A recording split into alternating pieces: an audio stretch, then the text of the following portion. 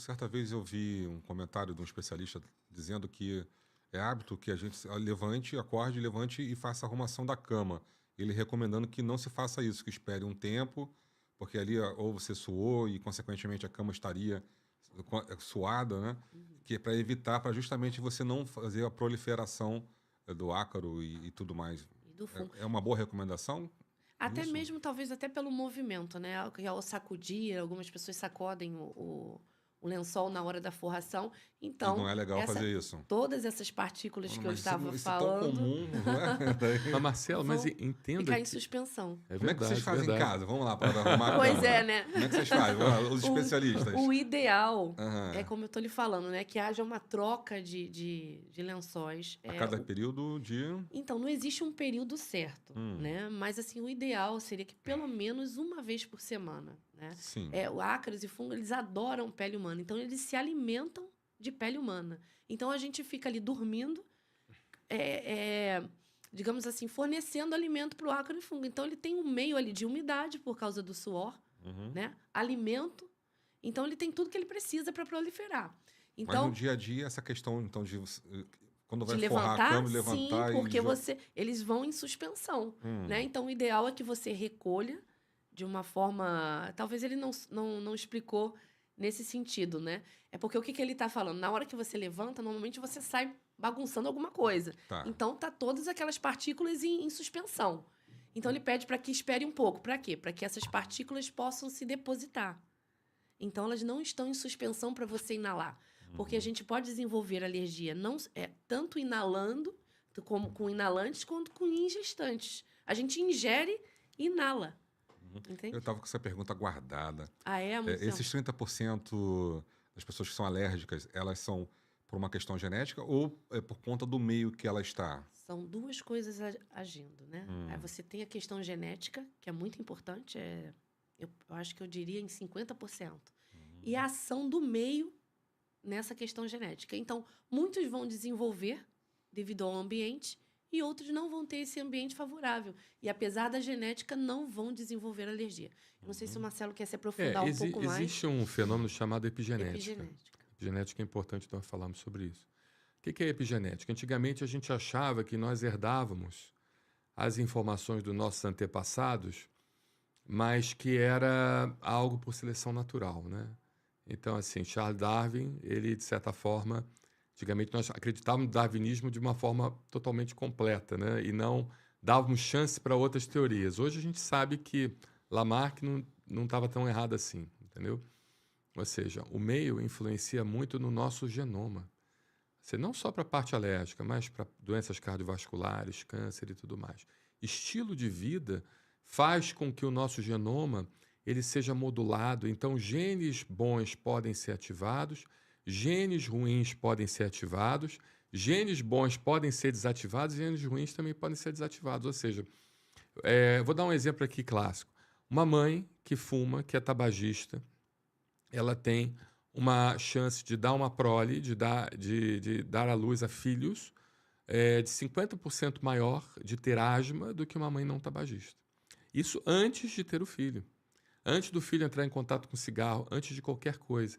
Isso também nós podemos jogar para os avós, os bisavós, porque a influência do meio na sua genética, ela pode se passar até a terceira geração. Então, hoje, se você tem um estilo de vida ruim, se você fuma, se você come gordura saturada, se você não pratica atividade física, se você não tem níveis adequados de vitamina D, se você, de certa forma, não tem uma qualidade de vida adequada, não dorme bem, olha que nós falamos da rinite e tudo mais. Você está falando de mim por acaso, Marcelo? Tudo isso, tudo isso vai influenciar na tua genética e você vai passar essa informação da sua genética para seus filhos até a terceira geração. Olha a responsabilidade que nós temos. Isso é muito importante que as pessoas entendam que quando elas estão se tratando, elas não estão se tratando só para elas. Elas estão se tratando também para os seus descendentes, para gerações futuras. Então, a questão da alergia, ela tem uma complexidade que... muito maior do que a gente imagina. Não é só genética, não é só ambiente, é uma interação. E, pelo que eu entendi no que falamos um pouco atrás, com a vacina a gente vai regular essa questão.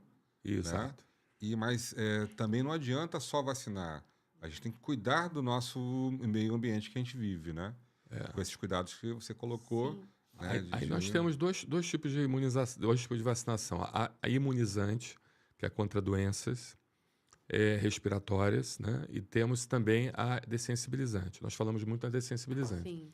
Mas, por exemplo, um paciente que pega uma gripe, ele pode ficar com aquela chamada gripe mal curada, ou seja, entre aspas, a gripe já foi embora, mas a gripe continua lá, aquela cicatriz que a gripe deixou dentro do organismo, e o paciente continua tossindo, falta de ar e tudo mais.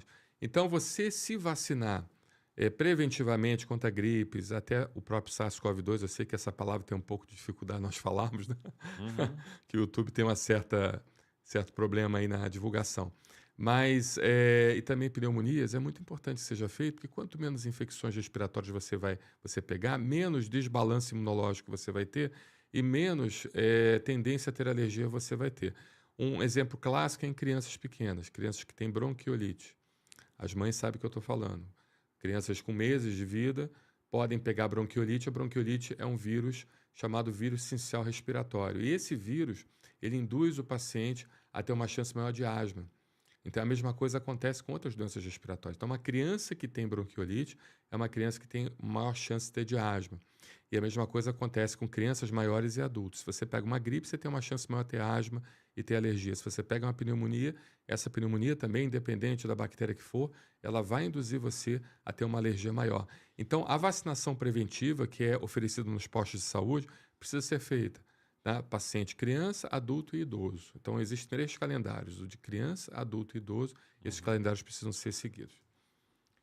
Quando você fala da vacinação da gripe, né, nesse sentido, não sei se é o caso da pergunta que eu vou te fazer para vocês responderem, mas já ouvi casos de pessoas que vão se vacinar e voltam atacados pela gripe ou algo nesse sentido.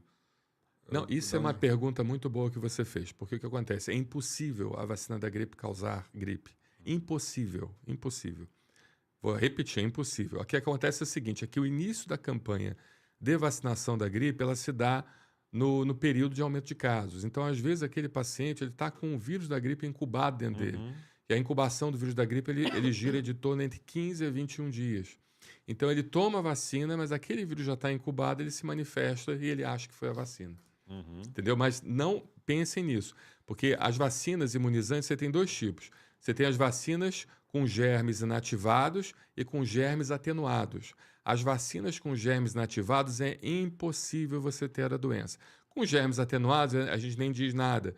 É dificílimo, por exemplo, a vacina de febre amarela, o paciente desenvolver febre amarela por causa da vacina. É muito difícil, é raríssimo.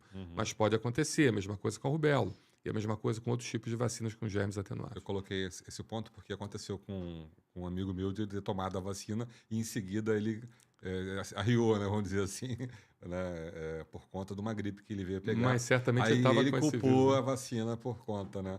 Estou aproveitando para esclarecer isso, muito bem colocado.